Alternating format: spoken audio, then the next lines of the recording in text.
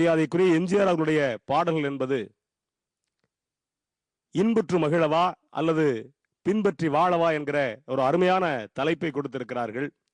பொதுவாக இன்புற்று வாழல் என்பது நம்ம பசங்க ஜனவரி 1ஆம் தேதி ராத்திரி 12 மணி அனுச்சுன்னு வச்சுங்களேன், என்ன பண்ணுவாங்கன்னா திடீர்னு ராத்திரி 7 பேர் ஒரு வண்டியில் ஏறிக்குவான். ஏறிக்கிட்டு ஒய்யான்னு ஒரே சத்தமா இருக்கும். அவனும் தூங்க மாட்டான், அந்த 7 பேரும் தூங்க விட மாட்டான், ஊர்ல இருக்க யாரையுமே தூங்க விட மாட்டான். இப்ப இதுதான் இன்புறதா? அப்ப ஆர்ப்பரிக்கிறதுங்கிறது இன்புறது கிடையாது. இன்புறுவதுங்கிறது எப்படின்னா, அன்னைக்கு காலையில பாத்தீங்கன்னா நம்ம பொம்பளை புள்ள குளிச்சுட்டு ஒத்த ரோசை வச்சுக்கிட்டு கோயிலுக்கு போகும். கோயிலுக்கு போக நம்ம பையனுக்கும் தெரியும். நம்மால் என்ன செய்வானா, இவனும் கோயிலுக்கு போவான். கோயிலுக்கு போகும்போது இந்த புள்ள இவனை ஓரக்கண்ணால பார்க்கும், இவன் அந்த பொண்ணை ஓரக்கண்ணால பார்ப்பான். இவங்க அம்மா வந்திருந்தாலும் கண்டுபிடிக்க முடியாது. அப்ப இன்புறுதல் என்பது என்னன்னா, யாருக்கும் பிரச்சனை இல்லாமல் இருப்பதுதான் இன்புறுதல். அப்ப இன்புறுதலுக்கு என்ன மாதிரி பாட்டு கொடுத்திருப்பாங்க அப்படின்னா, அழகா சொல்லியிருப்பாரு. எந்த காலைஞனும் அவளை சீலை வடிப்பான், எந்த புலவனும் அவளை பாட்டில் வைப்பான், அந்த இயற்கையும் அவள் மேல் காதல் கொள்ளும், அவள் நினைவாலே என் காலம் செல்லும், நான் பார்த்ததிலே அவள் ஒருத்தியைத்தான் நல்ல அழகி என்பேன், நல்ல அழகி என்பேன், நான் கேட்டதிலே அவள் வார்த்தையைத்தான் ஒரு கவிதை என்பேன், ஒரு கவிதை என்பேன், நான் பார்த்ததிலே அவள் ஒருத்தியைத்தான் நல்ல அழகி என்பேன், நல்ல அழகி என்பேன். அந்த பாடல் இன்புற்று மகிழ்றதுக்கு இன்னைக்கு இல்ல, இன்னொரு 1000 வருஷம் ஆனா கூட இன்புற்று சந்தோஷமா வாழ்றதுக்கான ஒரு பாடல். அதே மாதிரி நீங்க என்ன அவருடைய பாடல் எடுத்துக்கிட்டீங்கன்னா, நேற்று இன்று நாளைன்னு ஒரு படம். அதாவது காதல் பாட்டுல இன்புறுவதற்கான பாட்டுல மக்கள் பிரச்சனையை வைக்கலாமா அப்படின்னா ரொம்ப சந்தோஷமா வச்சிருப்பாங்க. பாடும்போது நான் தென்றல் காற்று, பருவ மங்கையோ தென்னங்கீற்று, நான் வரும்போது 1000 ஆடல் ஆட வந்ததென்ன, நெஞ்சம் ஆசை கொண்டதென்ன, பாடும்போது நான் தென்றல் காற்று, பருவ மங்கையோ தென்னங்கீற்று. எப்பவுமே ஒரு ஆணை தென்றல்னு சொல்ல மாட்டாங்க, புயல்னு தான் சொல்லுவாங்க. ஆனா எம்ஜிஆர் அவர்கள் தான் ஒரு ஆணை தென்றல். அப்ப தென்றல் எங்க தீண்டும்? போற வழியில எல்லாத்தையுமே தீண்டும். ஆனா எதை தீண்டுனா நல்லா இருக்கும்னா, மெல்லிய பூங்கொடி வளைத்து மலர் மேனியை கொஞ்சம் அணைத்து இதழில் தேனை குடித்து ஒரு இன்ப நாடகம் நடித்து, அதோட விட்டிருந்தா அது பாடல் இல்ல. புலமைப்பித்தனுடைய பாட்டு, யாரும் வாழ பாடும் காற்றும் நானும் ஒன்றுதானே. இப்ப தென்றல் காற்றுங்கிறது ஒவ்வொருத்தருக்கும் தனித்தனியா வீசாது. அப்ப தென்றல் காற்றுங்கிறது யாரும் வாழ பாடும் காற்றும் நானும் ஒன்றுதானே, இன்ப நாளும் இன்றுதானே அப்படின்னு இருப்பாரு. மெல்லிய பூங்கொடி வளைத்து மலர் மேனியை கொஞ்சம் அணைத்து, மெல்லிய பூங்கொடி வளைத்து மலர் மேனியை கொஞ்சம் அணைத்து இதழில் தேனை குடித்து ஒரு இன்ப நாடகம் நடித்து, இதழில் தேனை குடித்து ஒரு இன்ப நாடகம் நடித்து, யாரும் வாழ பாடும் காற்றும் நானும் ஒன்று தானே, இந்த நாளும் இன்று தானே, பாடும்போது நான் தென்றல் காற்று, பருவ மங்கையோ தென்னங்கீற்று. பாடல்ங்கிறது எப்பவும் கேட்டு சுவைக்கலாம். அதே மாதிரி இருக்கு. சரி, பின்பற்றி வாழுவதற்கான பாடல் என்ன அப்படின்னா, பின்பற்றுறதுன்னா எல்லாருக்குமே தெரியும். ஒரு சின்ன பையன் 5 வயசு 6 வயசு இருக்கும்போது அவங்க அப்பா மாதிரி நடந்து பார்ப்பான். ஒரு 7 வயசு 8 வயசு வந்துருச்சுன்னு வச்சுங்களேன், அவங்க ஆசிரியர் மாதிரியே நடந்து பார்ப்பான். ஒரு 15 வயசு ஆயிடுச்சு அப்படின்னா, சினிமா பார்க்க ஆரம்பிச்சிட்டாருன்னா, அவன் தலை சீவுறது அவன் தலைவர் எப்படி தலை சீவுறாரோ அது மாதிரி தான் தலை சீவான். அவன் பேண்ட் போடுறது அவன் தலைவர் எப்படி பேண்ட் போடுவாரோ அதே மாதிரி தான் பேண்ட் போடுவான். அப்போ ஒரு மனுஷனுக்கு பின்பற்றி வாழ்றது அப்படின்னா, அவனுக்கு எது பிடிக்குதோ, எதெல்லாம் அவனுக்கு பிடிக்குதோ அதை போல தன்னை மாற்றிக்கொண்டு செயல்படுறதுதான் பின்பற்றி வாழ்றது. இப்ப பின்பற்றி வாழ்றதுக்கு பாட்டு அப்படின்னா அழகா கொடுத்திருப்பாங்க. சும்மா கிடந்த நிலத்தை குத்தி சோம்பல் இல்லாம ஏர் நடத்தி கம்மா கரைய ஒசத்தி கட்டி கரும்பு கொல்லையில் வாய்க்கா வெட்டி சம்பா பயிர பறிச்சு நட்டு தகுந்த முறையில் தண்ணீர் விட்டு நெல்லு விளைஞ்சிருக்கு வரப்பும் உள்ள மறைஞ்சிருக்கு காடு விளைஞ்ச மச்சான் நமக்கு கையங்காலும் தானே மிச்சம் கையங்காலும் தானே மிச்சம். இந்த பாடல் எனக்கு தெரிஞ்சு கேள்வி பதிலே அந்த பாடல் வந்துகிட்டே இருக்கும். இப்ப அவங்க காடு விளைஞ்ச மச்சான் நமக்கு கையங்காலும் தானே மிச்சம் அப்படிங்கிறப்ப அடுத்த ஒரு கேள்விக்கு பதில் சொல்லணும்ல.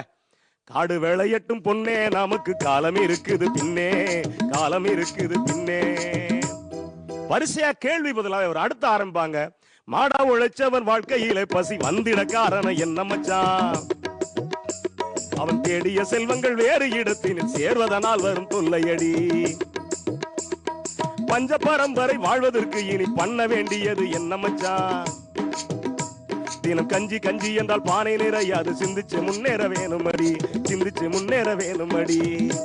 இப்ப ஒரு பாடல்ல இது வெறும் விவசாயத்திற்கான பாட்டு கிடையாது. யார் யாரெல்லாம் தன்னுடைய வேலைக்கான பிரச்சனை இருக்கோ அவங்க எல்லாம் கையில எடுத்துக்கக்கூடிய பாட்டு.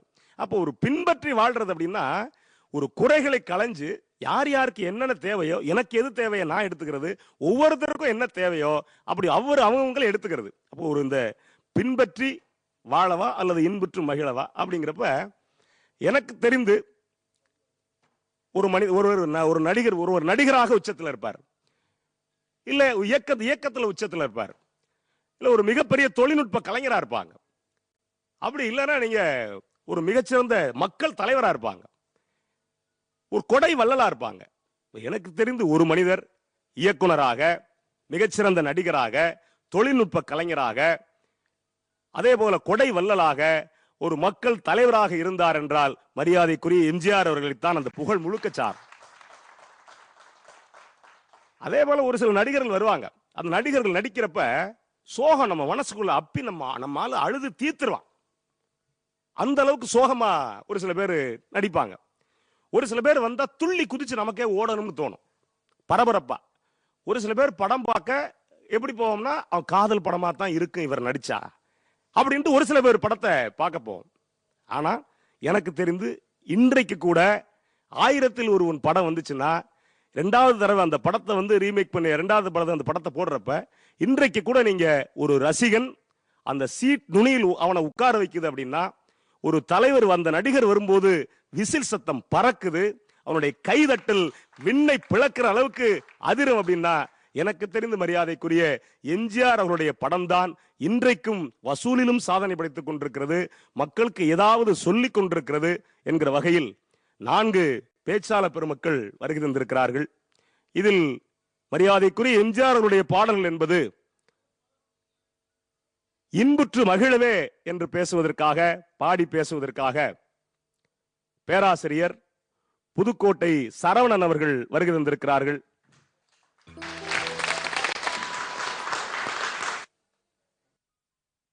அவரோடு இணைந்து பேசுவதற்காக, பாடுவதற்காக நாங்கள் இசையரசு என்று அன்போடு அழைக்கக்கூடிய, திண்டுக்கல்லில் இசையாசிரியராக பணியாற்றி கொண்டிருக்கூடிய அன்புக்குரிய சகோதரியார் திண்டுக்கல் கிலோனா மணிமொழி அவர்கள் வருகை தந்திருக்கிறார்கள். இல்லை இல்லை, எம்ஜிஆர் அவர்களுடைய பாடல்கள் என்பது இன்புற்று மகிழ்வதை விட அது என்றென்றும் பின்பற்றி வழி நடக்கவே என்று வாதிடுவதற்காக முனைவர் மரியாதைக்குரிய மருதாந்தலை மகா சுந்தர் அவர்கள் வருகை தந்திருக்கிறார்கள். அவரோடு இணைந்து பாடுவதற்காக, பேசுவதற்காக சொல்லரசி கன்னியாகுமரியில் இருந்து மங்கையர் கரசி அவர்கள் வருகை தந்திருக்கிறார்கள். எங்களுக்கு இசையமைப்பதற்காக தேனியிலிருந்து தேன் சாரலை போல இசை வாசிக்கக்கூடிய கீபோர்டு இசையமைப்பாளர் அன்பு சகோதரர் தேனி உமாநாத் அவர்கள் வருகை தந்திருக்கிறார்கள். அவரோடு இணைந்து தபேலா வாசிப்பதற்காக அன்பு சகோதரர் தீபக் அவர்கள் வருகை தந்திருக்கிறார்கள். ரிதம் பேட் இசைப்பதற்காக அன்பு சகோதரர் புதுக்கோட்டையிலிருந்து தீபன் அவர்கள் வருகை தந்திருக்கிறார்கள்.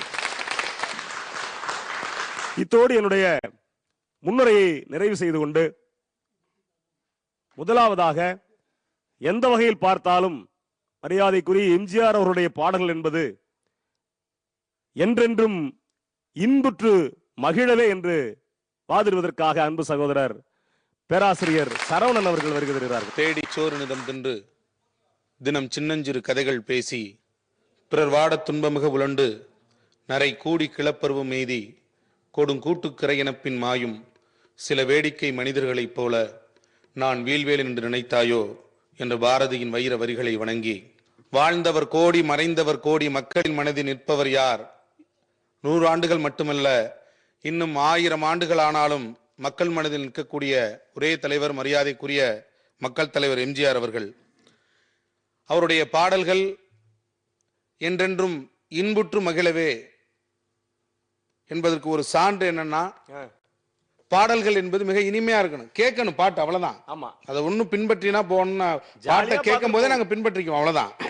ஒரு பாட்டு, ராணியின் முகமே ரசிப்பதில் சுகமே, ராணியின் முகமே ரசிப்பதில் சுகமே, பூரண நிலவோ உன்மகை மலரோ, பூரண நிலவோ உன்னகை மலரோ, அழகினை ரசித்தே அமுதத்தை கூடித்தே அரைக்க தூடித்தே, ராஜாவின் பார்வை ராணியின் பக்கம், கண்ணேடுதே சுகம் கை மூணுதே வெக்கம், பொன்மாலை மயக்கம் பொன்மாலை மயக்கம். எவ்வளவு இனிமை நடுவர்களே. இப்பவும் குதிரை வண்டியில 2 பேர் சவாரி செய்யறது மாதிரியா இருக்கு அந்த பாட்டை. அருமையா இருக்கு பாடல். ஆமா, உலகத்திற்கு மிகச்சிறந்த பாஸ்வேர்டை கண்டுபிடித்து கொடுத்தது மக்கள் தலைவர் எம்ஜிஆர் அவர்கள். என்னது? இன்று நம்ம என்னதான் செல்போனுக்கு பாஸ்வேர்டு போட்டாலும் அண்டாகா கசும் அபூகா குசும் திறந்துடு சீசே, இந்த பாஸ்வேர்டு மாதிரி இன்னும் உலகத்துல எந்த பாஸ்வேர்டும் இன்னும் கண்டுபிடிக்கல. மரியாதைக்குரிய ஐயா எம்ஜிஆர் அவர்களை பற்றி ஒரு சிறிய செய்தி, அனைவரும் தெரிஞ்ச செய்தியாக கூட இருக்கலாம், ஆனால் ஒரு மனிதன் மன அளவில் எவ்வாறு இருக்க வேண்டும் என்பதற்கு மரியாதைக்குரிய எம்ஜிஆர் அவர்கள் எடுத்துக்காட்டு. 1942 மரியாதைக்குரிய NS கிருஷ்ணன் புதுசா ஒரு வீடு வாங்குறாங்க. NSK அவர்கள் வீடு வாங்குறாங்க. 1959 அந்த வீடு ஏலத்துல வந்துருது. நன்றாக வாழ்ந்த மனிதர், கலைஞர்களை மதிக்கக்கூடிய கலைஞர் புரட்சி தலைவர் எம்ஜிஆர் அவர்கள், ஆகா நல்லா வாழ்ந்த மனுஷன், அவருடைய வீடு ஏலத்துக்கு வருதுன்னு 1959ஆம் வருடம் ஏலத்திற்கு போக இருந்த வீட்டை மீட்டு மீண்டும் அதை NSK அவர்களிடம் ஒப்படைத்தார் என்றால் கலைஞனை மலைக்கக்கூடிய கலைஞன் எம்ஜிஆர் அவர்கள். அருமை அருமை அருமை. இதுக்கு மனசுதான் தேவை. ஆமா, இதத்தான் அருமையா, அதான் நடுவர்களே, மனசு இருந்தா உதவி செஞ்சிடலாம். இன்றைய காலத்திலும் தேவைதான். அதான் 100 சொல்றேன், 1000 ஆண்டுகள் ஆனாலும் எம்ஜிஆருடைய பாடல்களை படங்களை பாக்குறோம்னா என்ன காரணம்? என்ன காரணம்? இன்னும் 1000 அவரோட இமிடேஷன் இல்லாம இப்ப வரவங்க யாரும் நடிக்க முடியாது. ஆமா, அவரை மீறி எதுவும் நடிக்க முடியாது. ஒரு சின்ன விஷயம், முந்தா நாள் பேங்க் போயிருந்தேன். பேங்க் செக் மாத்திரக்காக போயிருந்தேன். செக்க கொண்டே கொடுத்தேன். 3 நாள் ஆகும் தம்பி அப்படின்னாரு. என்ன சார், 8th உள்ள ICICI பேங்க் செக்கு, இது இந்தியன் பேங்க், இந்த செக்க மாத்திரக்கு 3 நாள் ஆகுங்கிற கலெக்ஷன்ல போட்டு வரணும் தம்பி அப்படின்னாரு. அது என்ன சார், பேங்க் எதிரில இருக்கு, இந்த பேங்க் எதுக்கு 3 நாள் ஆகணும் அப்படின்னு? ஒண்ணு இல்ல தம்பி, இப்ப நீங்க வாகனத்துல போயிட்டு இருக்கீங்க, போற வழியில உங்களுக்கு ஒரு விபத்து ஏற்பட்டுருது. அந்த விபத்து ஏற்பட்டு உங்களுக்கு ஏதோ ஒண்ணு ஆயிருது, உடனே அப்படியேவா கொண்டுகிட்டு போவாங்க? கிடையாது. உங்க வீட்டுல கொண்டு போய் எல்லாம் உங்களுக்கு செய்ய வேண்டியதெல்லாம் செஞ்சு அதுக்கப்புறம் தானே இறுதி ஊர்வலத்துக்கு கொண்டு போவாங்க. அது போல இந்த செக்கு செய்ய வேண்டியதெல்லாம் செஞ்சதுக்கு அப்புறம் தான் உங்க கையில கிடைக்கும்னு ஒரு பேங்க் மேனேஜர் சொல்றாரு. இந்த செக்கு செத்து போச்சுன்னு அர்த்தம். ஏன்னா இன்னைக்கு நிலைமை இப்படி இருக்கு. இப்ப மனித வாழ்க்கை நிரந்தரமானது இல்ல. நீங்க மனித வாழ்க்கை சமுதாயத்துக்கு போக வேணாம். அவங்க என்ன சொல்றாங்க, நாங்க பின்பற்றி வாழ போறாங்க. கிடையாது. மனுஷன் வீட்டை சமாளிக்க முடியுதா? வீட்டை சமாளிக்க முடியாது. முந்தா நாள் என் பையன் தூக்கம் இல்லைன்னு என் மனைவிட்ட கேட்டிருக்கேன், அம்மா ஒரு கதை சொல்லுமா நான் தூங்கணும். அதுக்கு என் மனைவி என்ன சொல்லியிருக்கலாம்? ஏதாவது ஒரு கதை, நல்ல கதையா சொல்லியிருக்கலாம். ஆமா, சொல்லல. மணி 1 மணி ஆகுது. இப்பதான் உங்க அப்பா பட்டிமன்றம் முடிஞ்சு வருவாரு மத்தியானம் 2 மணிக்கு. எங்க இருந்துங்க வர்றீங்க, ஏங்க லேட்டு, என்ன ஆச்சுன்னு கேட்பேன். அப்ப சொல்லுவாரு பாடுறா ஒரு கதை, என்னடா திருலோகச்சந்தர், ஏசி பீம்சிங் எல்லாரும் மிஞ்சிருவான்டா. உங்க வீட்டுல எப்படித்தானா? எல்லாரும் வீட்லயும் அந்த கைதட்டு, எல்லாரும் வீட்லயும். இப்படி குடும்பங்கள் போவதே நடுவர்களே. இந்த குடும்பங்களை சமாளிக்கணும், இந்த குடும்பங்களை இன்புற வச்சுக்கணும்னா என்ன தேவை? என்ன தேவை? மகிழ்ச்சியான பாடல்கள் தேவை நடுவர்களே. நினைத்தேன் வந்தாய் 100 வயது, கேட்டேன் தந்தாய் ஆசை மனது, நினைத்தேன் வந்தாய் 100 வயது, கேட்டேன் தந்தாய் ஆசை மனது. இது மாதிரி ஒருத்தர் நம்ம வீட்டுல போய் கேட்டோம்னா எந்த பிரச்சனையும் வராது. 100 ஆண்டுகளுக்கு பின்பு இது மாதிரி பிரச்சனை வரும் தான் அன்னைக்கே பாடி வச்சுட்டு போயிட்டார் புரட்சி தலைவர் எம்ஜிஆர் அவர்கள். இதை சொல்றதுக்கு தான் நான் வந்திருக்கிறேன். என்னங்க சொல்லல, சாதாரண தொழிலாளர்கள் இன்னைக்கு இருக்கக்கூடிய திரைத்துறையில் இருக்கக்கூடிய சாதாரண தொழிலாளர்கள் வாழ்க்கையில் கூட ஒளியேற்றியவர் எம்ஜிஆர் அவர்கள். ஏவிஎம் சரவணன் ஐயா உட்கார்ந்து இருக்காங்க. ஒரு லைட் மேன் உயரத்துல அந்த லைட்டை வந்து ஷூட்டிங்ல பிடிச்சிட்டு இருக்காரு. சரி, எல்லாரையும் சாப்பிட வச்சு பக்கத்துல கூப்பிட்டு வச்சு சாப்பிடுற பழக்கம் எம்ஜிஆருக்கு உண்டு. எல்லாரையும் கூப்பிடுறாங்க. ஏவிஎம் சரவணன் ஐயா அந்த மேல இருக்க லைட் மேனை மறந்துடுறாரு. அதுக்கு புரட்சி தலைவர் அவர்கள் சொல்றாங்க, சரவணன் அவர்களே, எப்போதுமே மேல இருக்கவனை மறந்துடாதீங்க, எப்பவுமே மேல இருக்கவனை மறந்துடாதீங்க, அவன் தான் நமக்கு எல்லாமே செய்யறான்னு. ஆன்மீகத்தோட உழைப்பாளர்களுடைய நிலைமையும் எடுத்து சொன்னவர் தான் அவர் தாங்க. இதை விட ஒரு சிறந்த கருத்து என்ன வேணும் சொல்லுங்க நடுவர்களே. ஒரு முறை புரட்சி தலைவர் மதுரை செல்கிறார். மதுரை சென்றவுடன் அவருக்கு ஒரு செய்தி, நீங்க எல்லாரும் இதை பின்பற்றலாமா இன்புறலாமான்னு அவங்க மனதை பொறுத்து எடுத்துக்கொள்ளலாம். மதுரைக்கு போறாரு, அவருக்கு ஒரு செய்தி, முன்னாள் அமைச்சர் மரியாதைக்குரிய கக்கன் அவர்கள் மருத்துவமனையில் அனுமதிக்கப்பட்டிருக்காரு ஒரு செய்தி. அவர் மாற்று கட்சியாக இருந்தாலும் கக்கன் அவர் ஒரு தலை சிறந்த நிர்வாகி, தலை சிறந்த அமைச்சர்னு அவரை போய் பார்க்க போறாங்க. போற இடத்துல அங்க போறாங்க. இப்ப இருக்க மாதிரி நவீன வசதிகள் இப்ப இல்ல, இருந்தாலும் பெட்ல கூட இல்லாம தரையில படுத்திருக்காரு மரியாதைக்குரிய கக்கன் அவர்கள். இதை பார்த்த எம்ஜிஆரின் கண்ணிலிருந்து இருதுளி கண்ணீர் வருகிறது. கக்கனை தன்னோடு அரவணைத்து, இன்று தமிழ்நாட்டிற்காக மிகப்பெரிய பாடுபட்டவர் இந்த கக்கன், அவருடைய நிலைமை இப்படி உள்ளதே என்று சொல்லி அவருக்கு தனி அந்த மருத்துவமனையில் சிறப்பு சிகிச்சைகளை செய்து, மாற்று கட்சியாக இருந்தாலும் அவரை மதிக்க தெரிந்தவர் மரியாதைக்குரிய எம்ஜிஆர் அவர்கள். நடுவர்களே, நிறைவாக ஒரு செய்தி ஒண்ணு சொல்றான். இப்ப எல்லாரும் பெண்கள் இருக்கக்கூடிய எல்லாரும் நமக்கு இன்னைக்கு வந்து எல்லாருக்கும் சேலை இருக்கு, எல்லாரும் இப்ப தமிழக அரசு கூட சேலை வழங்கும் திட்டங்கள்லாம் கொண்டு வராங்க. இதுக்கு விதை போட்டவர் அவர். குடும்பங்கள் மகிழ்ச்சியாக இருக்கணும். ஒரு அம்மா போற வழியில அவங்களோட குளிச்சுட்டு பாதி சேலையை காய வச்சுட்டு பாதி சேலையை உடம்புல கட்டியிருக்காங்க. எம்ஜிஆர் அவர் உதவியாளர் கேட்கிறார், ஏன் இந்த அம்மா அப்படி கட்டியிருக்காங்க? அவங்கள்ட்ட இருக்கிறது ஒரே ஒரு சேலை, அந்த ஒரு சேலையை தான் அவர்கள் மாற்றிக்கொண்டு கட்ட வேண்டும் என்றுடன் உடனடியாக அனைத்து பெண்களுக்கும் வழங்கல் திட்டத்தின் மூலமாக 2 சேலைகளை ஒரு குடும்ப அட்டைக்கும் கொடுங்கள் என்று உத்தரவிட்டவர் மரியாதைக்குரிய எம்ஜிஆர் அவர்கள். நடுவர்களே, அதைத்தான் அவருடைய பாடல்ல சொல்லியிருப்பாங்க. மண் குடிசை வாசல் என்றால் தென்றல் வர மறுத்திடுமா, மாலை நிலா ஏழை என்றால் வெளிச்சம் தர மறுத்திடுமா, உனக்காக ஒன்று எனக்காக ஒன்று ஒருபோதும் தெய்வம் கொடுத்ததில்லை, கொடுத்ததெல்லாம் கொடுத்தான் அவர் யாருக்காக கொடுத்தார், ஒருத்தருக்காக கொடுத்தார் இல்லை ஊருக்காக கொடுத்தார், ஒருத்தருக்காக கொடுத்தார் இல்லை ஊருக்காக கொடுத்தார். இன்றும் இன்றைய இளைஞர்கள் மன மகிழ்ச்சியா இருக்கும்னா அவருடைய ஒரே ஒரு பாடலை கேட்டா போதும் நடுவர்களே. அவர் வரக்கூடிய விதம், மறைந்த மரியாதைக்குரிய எம்ஜிஆர் அவர்களை பற்றி ஒரே ஒரு செய்தி, அவர் நடித்த எந்த ஒரு படத்திலும் புகையிலை சிகரெட் பிடித்ததாக ஒரு காட்சி கூட வந்ததில்லை. தான் இறந்தவாறு ஒரு காட்சியை கூட அவர் அனுமதித்ததே கிடையாது. ஒரு டைரக்டர் கேட்கிறாங்க, நீங்கள் இறப்பதாக ஒரு காட்சி வைக்கணும், என்றுமே எதிர்மறையான சிந்தனைகள் என்னுடைய ரசிகர்களுக்கு செல்லக்கூடாது, அதனால என்னுடைய இறப்பு போன்ற காட்சிகளை படத்தில் அனுமதிக்க வேண்டாம் என்று சொன்னவர் எம்ஜிஆர் அவர்கள். இன்றைய இளைஞனுக்கு அன்னைக்கே பாட்டு கொடுத்தாருங்க. எப்படி? புதிய வானம் புதிய பூமி எங்கும் பனிமழை பொழிகின்றது, நான் வருகையிலே என்னை வரவேற்க வண்ண பூமழை பொழிகின்றது. அப்படி தாளாட்ட வைக்கிது நடுவர்களே. ஆகவே தீர்ப்புக்கு முன்பாக சற்று சிந்தியுங்கள். எந்த வகையில் பார்த்தாலும் இன்றைய இருக்கக்கூடிய சூழலில் மக்களின் மனங்களில் இன்பமாக இருக்க வேண்டுமென்றால் தீர்ப்பை எங்கள் பக்கமே வழங்க வேண்டும் என்று சொல்லி நீட்டி படுத்தால் இந்த உலக உருண்டையில் நீங்கள் தான் பூமத்திய ரேகை, நீங்கள் போட்டுக் கொடுக்கும் பாதையில் இந்த பூமி பந்து வலம் வரட்டும், வெறுங்கை என்பது மூடத்தனம், விரல்கள் 10 மூலதனம், கருங்கள் பாறையும் நொறுங்கி விழும், உங்கள் கைகளில் உலகம் சுழண்டு வரும் என்று சொல்லி இன்றைய விவசாய பிரச்சனை கூடிய சீக்கிரம் தீர்ந்துவிடும். அதற்கு அடிப்படையாக இருந்தவர் மரியாதைக்குரிய எம்ஜிஆர் அவர்கள். ஒரு முறை கர்நாடக முதல்வரை சந்திப்பதற்காக கர்நாடகா செல்கிறார். அவரோடு நல்ல இணக்கமான உறவில் இருக்கிறார். அவங்க வீட்டுக்கு போறார். போன உடனே கர்நாடக முதல்வர் குண்டப்பாவினுடைய மனைவி கையில் ஒரு செம்பு தண்ணியை கொடுத்து குடிங்க அப்படிங்கிறாங்க.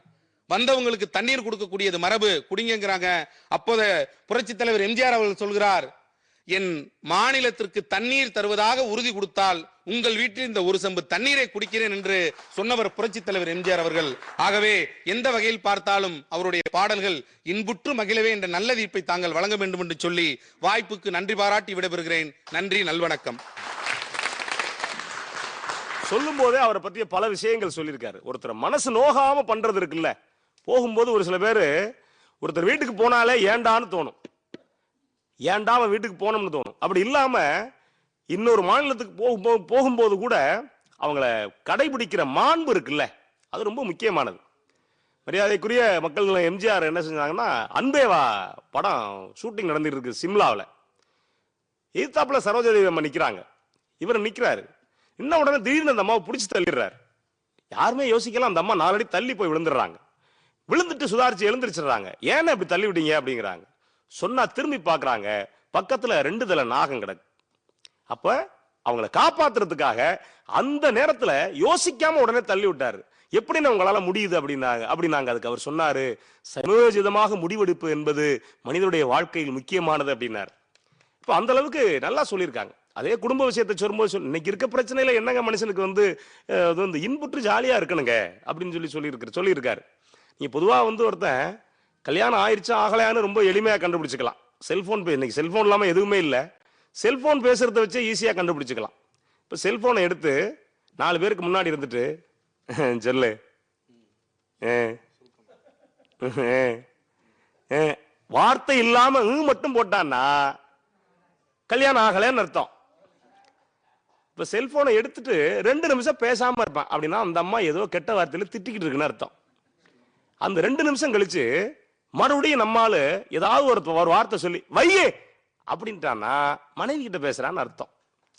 நீங்க அந்த பாசம் படம்ங்க, இன்னைக்கு எனக்கு ரொம்ப சந்தோஷமா இருக்கு அந்த படத்தை பார்க்கும்போது.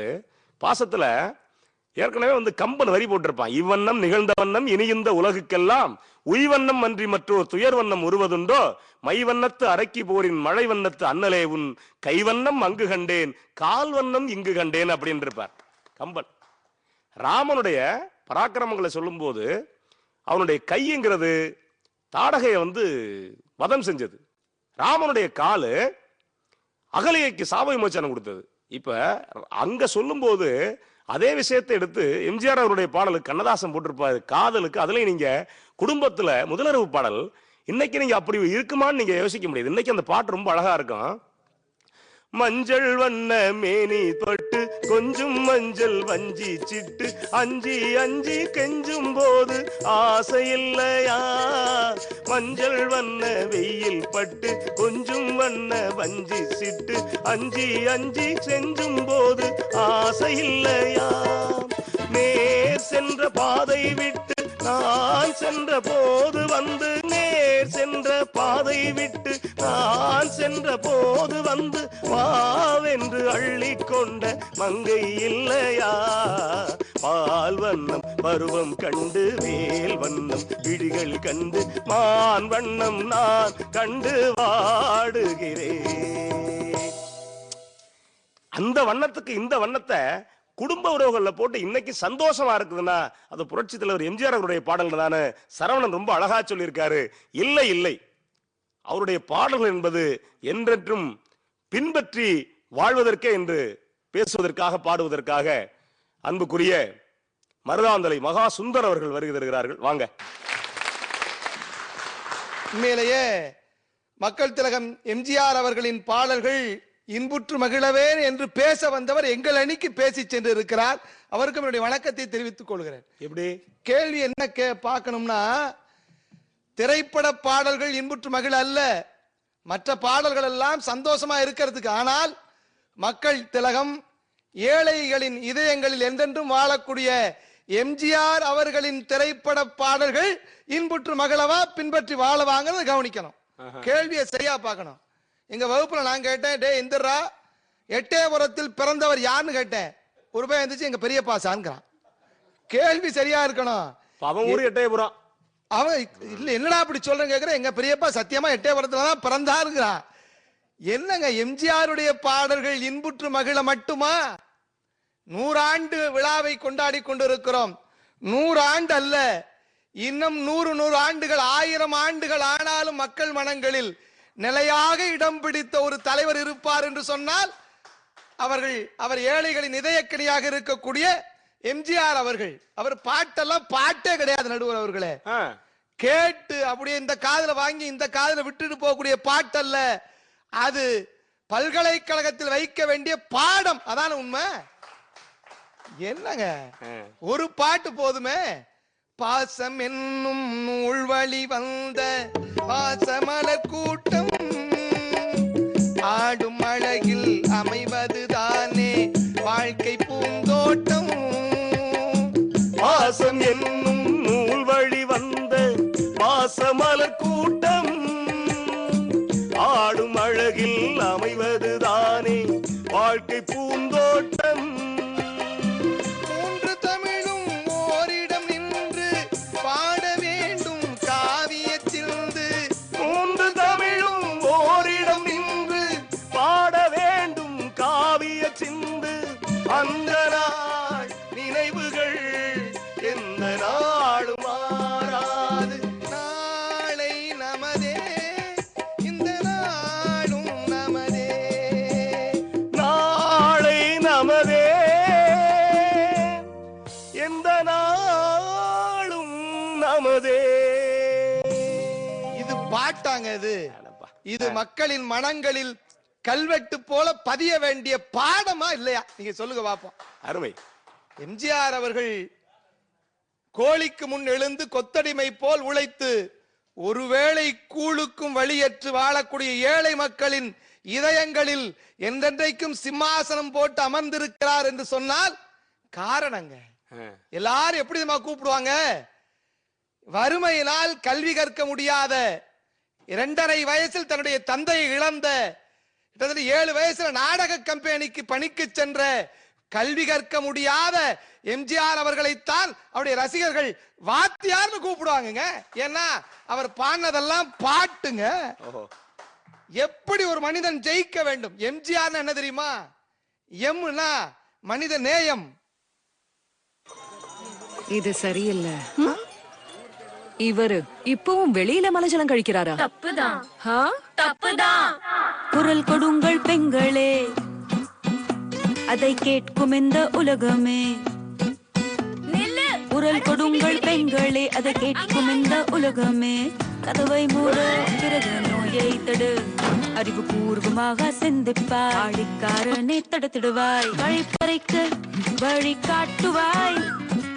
கதவை மூட பிறகு நோயை தடு. நீங்களும் கழிப்பறையை பயன்படுத்துங்க, இந்தியாவை தூய்மையாக்குங்க. மேடம்,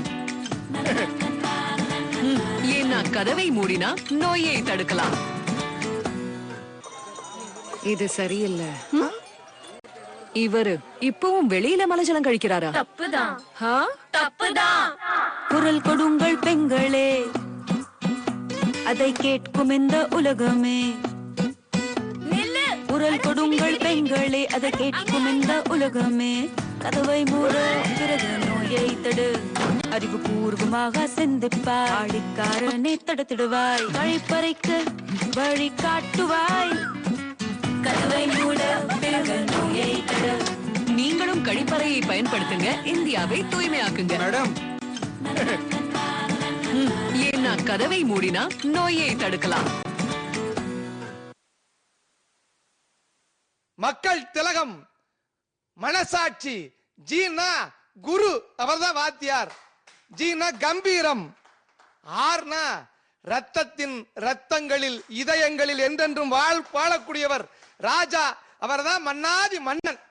அவர் பாட்டு கேட்டு இன்புறன்னு சொல்லியிருக்கீங்களேங்க. ஒரு மனிதன் எப்படி வாழ வேண்டும், எப்படி திட்டம் போட்டு உழைக்க வேண்டும் என்பது எம்ஜிஆரின் வாழ்க்கை ஒரு எடுத்துக்காட்டுங்க. எப்படி 10 ஆண்டு திட்டம் மாதிரி எம்ஜிஆர் வாழ்க்கையை சொல்றேன் பாருங்க. 1917 எம்ஜிஆர் பிறந்தார். அடுத்த 10 வருஷம் 1927 மதுரை ஒரிஜினல் பாய்ஸ் கம்பெனியில நடனத்தையும் நடிப்பையும் கற்றுக்கொண்டார். அதுக்கு அடுத்த 10 வருஷம் 1936 37 அவருடைய முதல் படம் சதி லீலாவதி வருகிறது. அடுத்த 10 வருஷம் 1947 அவர் கதாநாயகன் நடித்த ராஜகுமாரி என்கிற திரைப்படம் வெளியாகிறது. 1957 தமிழ் திரையுலகத்தை மாற்றி அமைத்த மிகப்பெரிய புரட்சி செய்த நாடோடி மன்னன் என்கிற அற்புதமான படம் வருகிறது. 1967 அவர் இருந்த அந்த கட்சி திமுக ஆட்சிக்கு வருகிறது. அடுத்த 10 வருஷம் 1977 அவரே ஆரம்பித்த அவர் கட்சி அதிமுக ஆட்சிக்கு வருகிறது. 1987 நம்மை விட்டு மறந்து போனார். எப்படி ஒரு மனிதன் உழைக்க வேண்டும்? என்னங்க ஒரு பாட்டு, எது பாட்டுன்னு கேட்டா, முடங்கி கிடக்கக்கூடிய மனங்களில் சுறுசுறுப்பை ஏற்படுத்தினால் அது பாட்டு. சில பாட்டெல்லாம் கேட்டா எப்படி இருக்கும் தெரியுமா? ஏற்கனவே அழுது வடிவ ரொம்ப அழுது வடிவான். எப்படிங்க பாடணும்? சிலர் ஆசைக்கும் தேவைக்கும் வாழ்வுக்கும் வசதிக்கும் ஊரார் கால் பிடிப்பார். ஒரு மானம் இல்லை, அதில் ஈனம் இல்லை, அவர் எப்போதும் வால் பிடிப்பார். எதிர்காலம் வரும், என் கடமை வரும், அந்த கூட்டத்தின் ஆட்டத்தை ஒழிப்பேன். புது நீதியிலே வரும் பாதையிலே அந்த நல்லோர் முகத்திலே விழிப்பேன். அந்த நல்லோர் முகத்திலே விழிப்பேன். நான் ஆணையிட்டால் அது நடந்து விட்டால் இந்த ஏழைகள் வேதனை படமாட்டார். உயிர் உள்ளவரை ஒரு துன்பமில்லை, அவர் கண்ணீர் கடலிலே விழமாட்டார். அவர் கண்ணீர் கடலிலே விழமாட்டார்.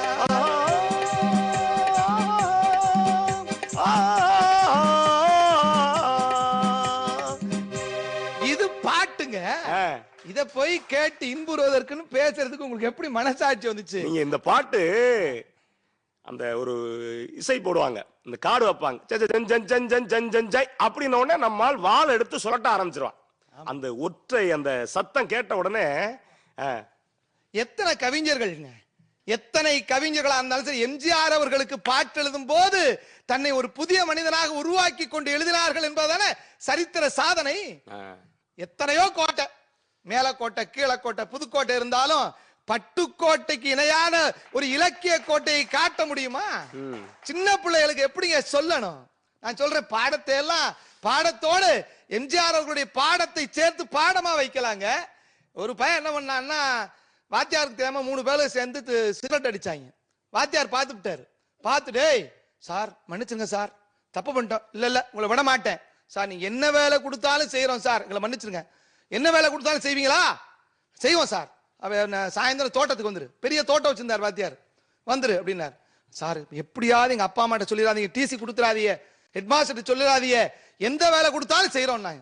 வாத்தியார் சொன்னாரு, அந்த தோட்டத்துல ஒரு 15 தென்னை மரம் இருக்கு, 3 பேர் இருக்கியே, 3 பேர் சேர்ந்து புடுங்கடான்னாரு. எப்படி சார் முடியும்? முடியாது இல்ல. அது மாதிரிதான்ப்பா சின்ன சின்ன தவறுகள் ஆரம்பத்திலே சின்ன செடியாக இருக்கும் போது அதை கலட்டி அதை எடுத்து விடலாம்.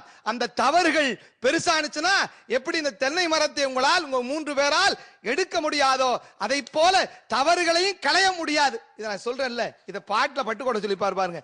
சிந்திச்சு பார்த்து செய்கைய மாத்து, சிறுசாயிருக்கையில் திருத்திக்கோ, தவறு சிறுசாயிருக்கையில் திருத்திக்கோ. தெரிஞ்சும் தெரியாம நடந்திருந்தா அது திரும்பவும் வராம பாத்துக்கோ. தெரிஞ்சு தெரியாம நடந்திருந்தா அது திரும்பவும் வராம பாத்துக்கோ. திருடாதே பாப்பா திருடாதே, வறுமை நிலைக்கு பயந்து விடாதே, வறுமை நிலைக்கு பயந்து விடாதே, திறமை இருக்கு மறந்து விடாதே. திருடாதே பாப்பா திருடாதே. எவ்வளவு வள்ளலாகவே வாழ்ந்து நல்ல கை தடுக்க பார்ப்போம். நீங்க மெய் மறந்து கேட்டதுனால கை மறந்து போனீங்க, மெய்ய மறக்க கூடாதுங்க. எப்படி ஏழைகளை நேசித்தார், ஏன் அவர் 8வது வள்ளல் என்று சொல்கிறோம்?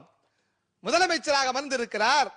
ஒரு சாதாரண குடிசை பகுதியில் வாழக்கூடிய மாரியப்பன் என்கிற ஒரு செருப்பு தைக்கக்கூடிய தொழிலாளி, அவங்களுக்கெல்லாம் ஏழைகளுக்கெல்லாம் குலதெய்வமே எம்ஜிஆர் தாங்க. அவர் தன்னுடைய மகளுக்கு திருமணம் செய்து வைப்பதற்காக ஒரு பத்திரிகை எடுத்து எம்ஜிஆர் அவர்களின் ஆசையின்படி என் மகள் திருமணம் என்று எம்ஜிஆர் படத்தை போட்டு அனுப்பிச்சிடுறாரு. அனுப்பிச்சா அதிகாரிகள்லாம் வர்றாங்க. நீங்க உங்க பேர் மாரியப்பனா? ஆமா. உங்க பொண்ணு கல்யாணம் வச்சிருக்கீங்களா? வச்சிருக்கோம். ஏன் எம்ஜிஆரின் ஆசையின்படி திருமணம் நடக்கிறதுன்னு போட்டிருக்கீங்க, எம்ஜிஆர் படத்தை போட்டிருக்கீங்க. ஏங்க எம்ஜிஆர் படத்தை ஏன் போட்டிருக்கீன்னு கேட்கலாமா நீங்க? எங்களை வாழ வைக்கக்கூடிய குலதெய்வங்க எங்க எம்ஜிஆர். என் பிள்ளையெல்லாம் அவர் தந்த சத்துணவு திட்டத்திலே சாப்பிட்டு வளர்ந்தவர்கள். அவர் நீங்க உடம்புல ஓடக்கூடிய ரத்தம் அவர் போட்ட பிச்சைங்க. சரி, அவருக்கு பத்திரிக்கை அனுப்பிச்சீங்களா? அவர் வருவாரா? என்னங்க கேள்வி? அவர் முதலமைச்சருங்க, அவருக்கு எவ்வளவுங்க வேலை? அவர் எப்படிங்க வருவாரு? அவர் வரமாட்டாருங்க. அப்புறம் ஏன் அனுப்பிச்சீங்க? இந்த ஏழை பத்திரிக்கையை அவர் வீட்டுக்கு போனதுங்கிற ஒரே ஒரு பெருமை வாழ்நாள போதுங்கன்னார். மறுநாள் எம்ஜிஆர் சொல்லிட்டார், அமைச்சர்கள் எம்எல்ஏக்கெல்லாம் வரணும், விஐபி வீட்டு கல்யாணத்துக்கு போறோமா? இல்ல இல்ல, நான் பெரிதும் மதிக்கிற என் ஏழை தொண்டன் அவன் தான் எனக்கு விஐபி, அந்த மாரியப்பன் வீட்டு திருமணத்திற்கு செல்ல வேண்டும் என்று சொல்றார். கார்கள் புடைசூழ வருகிறார். மாரியப்பன் சாதாரணமா ஒரு 50 பேருக்கு சின்ன பந்தலை போட்டு பொண்ணு கல்யாணம் பண்ணிட்டு இருக்காரு. போய் மக்கள் திலகம் எம்ஜிஆர் அவர்கள் மாரியப்பன் போய், என்னப்பா மாரியப்பனுக்கு கை ஓடல காலும் ஓடல, அப்பா நீ போட்டிருக்க முகூர்த்த நேரத்துக்கு மிகச்சரியா வந்தனா என்று கேட்டார் என்று சொன்னால், அப்போது நிருபர்களிடம் சொன்னார், எனக்கு நான் உயிர் வாழ்கிறேன் என்று சொன்னால், நான் பல உயரங்களை தொட்டு இருக்கிறேன் என்று சொன்னால், அதற்கெல்லாம் காரணம் மாரியப்பனை போன்ற ஏழைகளின் அன்பு என்று சொன்னாரே. அத பாட்டு அழகா கொடுத்தாரு பாருங்க. உலகம் சுற்றும் வாலிபன் படங்க. இந்த படம் நடிக்கும் போது அவருக்கு 53 வயது. இன்னைக்கு இருக்கக்கூடிய இளைஞர்கள் எல்லாம் தொந்தியும் தொப்பையுமா இருக்காங்க. உடலை எப்படி பேண வேண்டும்? 53 வயசுல அந்த படத்தை பாத்தீங்கன்னா தொந்தி இருக்காதுங்க. பாரதி தான் சொன்ன, அறிவாளை கொண்டு எரிந்தாலும் மாறாத கட்டுறுதினா. இப்ப குண்டூசியை விட்டு போட்டாலும் சரி விழுந்துடுறாங்க. எப்படி அந்த உலகம் சுற்றும் வாலிபன்கிற படத்துல அழகா கொடுத்திருப்பாரு. அன்பில் வாழும் இதயம் தன்னை தெய்வம் கண்டால் வணங்கும், எங்கே சொல்லு வணங்கும், ஆசை இல்லா மனிதர் தம்மை துன்பம் எங்கே நெருங்கும், பொன்னில் இன்பம் பொருளில் இன்பம் என்றே நெஞ்சம் மயங்கும், பூவை போல சிரிக்கும் உன்னை கண்டால் உண்மை விளங்கும், சிரித்து வாழ வேண்டும் பிறர் சிரிக்க வாழ்ந்திடாதே, உழைத்து வாழ வேண்டும் பிறர் உழைப்பில் வாழ்ந்திடாதே, சிக்குமங்கு சச்சப்பப்பா, சிக்குமங்கு சச்சப்பப்பா, சிக்குமங்கு சச்சப்பப்பா. இதுதாங்க பாட்டு. எனக்கு தெரிஞ்சு பாரதியார் பாப்பா பாட்டிற்கு அடுத்தது குழந்தைகளுக்கு சொல்லித்தர வேண்டிய பாட்டு இந்த பாட்டுங்க. அருமை. எப்படி மனுஷன் வாழணும், மனுஷனா வாழ்றானா? பல்லாண்டு வாழ்கன்னு ஒரு படம், ஒரே ஒரு பாடல், 2 அழகா கொடுத்திருப்பார். பல்லாண்டு வாழ்களை எதிரிகளை திருத்துற மாதிரி அழகா கொடுத்திருப்பார். காதல் பாட்டை பத்தி சொன்னீங்களே, காதல் பாட்டுல ஒரு மனிதன் எப்படி வாழ வேண்டும் என்பதை எப்படி சொல்லியிருப்பான் அப்படின்னா, சாதாரண கடைக்கோடி மக்களாக குறிஞ்சி நிலத்திற்குரிய மக்களாக இருக்கக்கூடிய குறவர் குறத்தியர் அவங்க வாழ்க்கை முறை மூலமா அழகா சொல்லியிருப்பாருங்க. எப்படி வாழணும், அது வாழ்க்கை பாடங்க. ஊரு விட்டு ஊரு மாறி போவோமுங்க, அங்க உங்களாட்டம் பேரு கட்டு போக மாட்டோம், எல்லோருக்கும் நல்லவரை இருப்போமுங்க, எங்க கொள்கையில என்னாலும் மாற மாட்டோம், நரி கொம்பு வித்தாலும் விப்போமுங்க, நாங்க நரி போல வஞ்சனைகள் செய்ய மாட்டோம், பாசிமணி ஊசி எல்லாம் விப்போமுங்க, ஆனா காசுக்காக மானத்தைய விற்க மாட்டோம், நாங்க புதுசா கட்டிக்கிட்ட ஜோடிதானுங்க, நல்ல பாட்டு படிக்கும் வானம்பாடிதானுங்க, புதுசா கட்டிக்கிட்ட ஜோடிதானுங்க, நல்ல பாட்டு படிக்கும் வானம்பாடிதானுங்க, நமக்கடி பாண்டியாலோ நமக்கடி போயாலோ, நமக்கடி பாண்டியாலோ நமக்கடி போயாலோ, சிங்கா.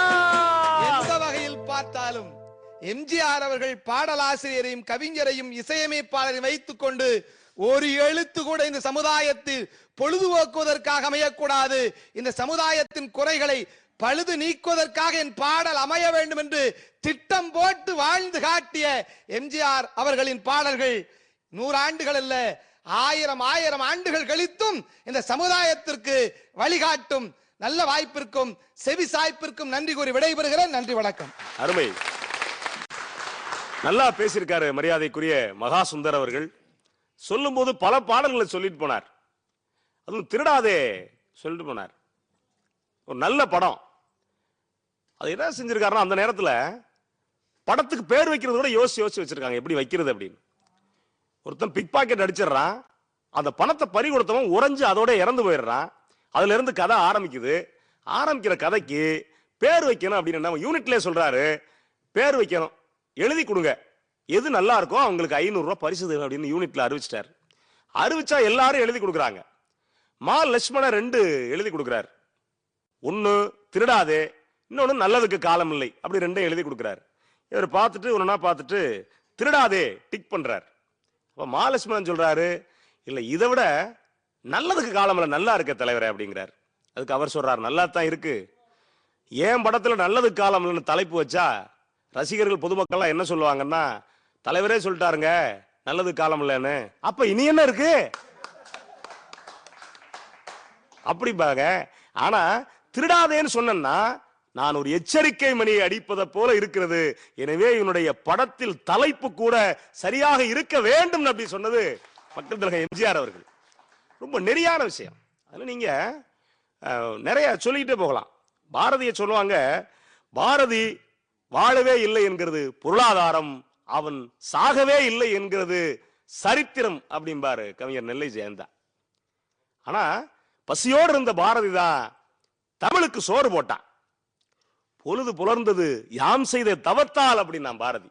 பொழுது புலர்ந்தது யாம் செய்த தவத்தால் அப்படின்னா, இந்த பொழுது புலர்ந்தது யாம் செய்த தவத்தால்ங்கிறத எம்ஜிஆர் அவர்கள் நல்லா பயன்படுத்தியிருப்பார். கண்ணதாசனுடைய வரிகள், தவழும் நிலவாம் தங்கரதம் தாரகை பதித்த மணிமகுடம் குயில்கள் பாடும் கலைக்கூடம் கொண்டது எனது அரசாங்கம், குயில்கள் பாடும் கலைக்கூடம் கொண்டது எனது அரசாங்கம், உலகம் பிறந்தது எனக்காக ஓடும் நதிகளும் எனக்காக, உலகம் பிறந்தது எனக்காக ஓடும் நதிகளும் எனக்காக, மலர்கள் மலர்வது எனக்காக, அன்னை மடியை விரித்தாள் எனக்காக, உலகம் பிறந்தது எனக்காக ஓடும் நதிகளும் எனக்காக.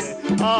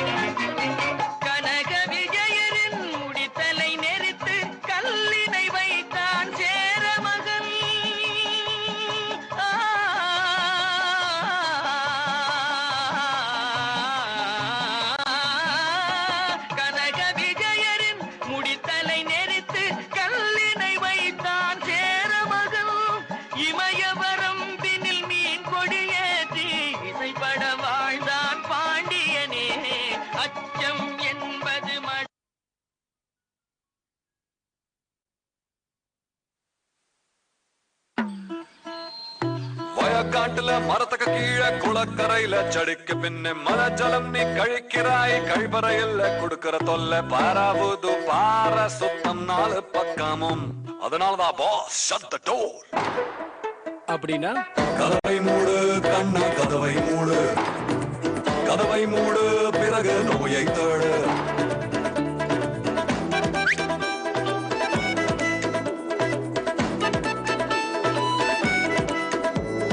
விஷயம் உனக்கு புரிந்த நீ தலைய கொஞ்சம் ஆட்டு, மலஜலம் கழிக்கணும் என்றால் தாழ்பாலை நீ பூட்டு.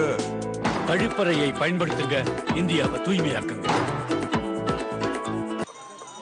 இது சரியில்லை. இவரு இப்பவும் வெளியில மலைஜலம் கழிக்கிறாரா? தப்புதான்.